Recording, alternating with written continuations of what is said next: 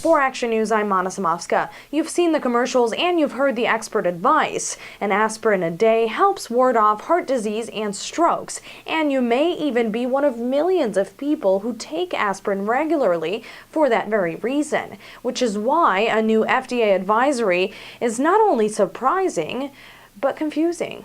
The advisory comes after the FDA's refusal to allow Bayer to change its aspirin labeling. The company requested to indicate aspirin should be taken to prevent heart attacks in people without history of heart disease. Apparently Bayer wanted to be able to make heart claims on their aspirin, and the FDA wasn't having any of that. So they said no, and then they went and put out an advisory saying that no one should be taking aspirin to prevent a heart attack or stroke in case of primary prevention. These are people that are healthy and haven't had any kind of cardiovascular event yet.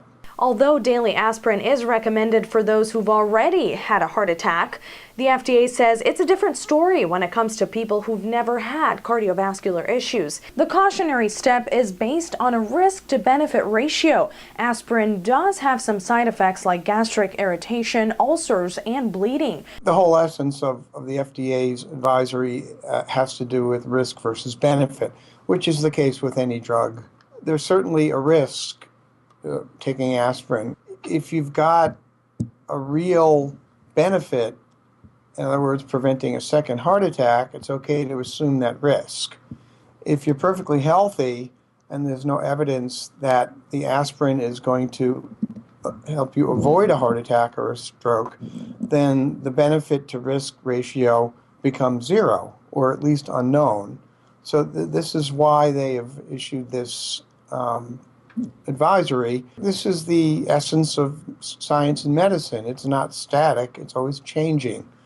And there's certainly been a lot of that in the news in the last few weeks. For instance, the whole business about saturated fats not contributing to heart disease, and also the possibility that unsaturated fats, such as vegetable oils, can actually be more harmful than saturated fats. So we have this dogma we go by for years, and then something comes along and derails it. To read more on this story and others, you can head to our website, acsha.org. That's acsh.org. While you're there, don't forget to also sign up for your daily dose of news delivered right to your inbox. For Aksha, I'm Mana Samovska.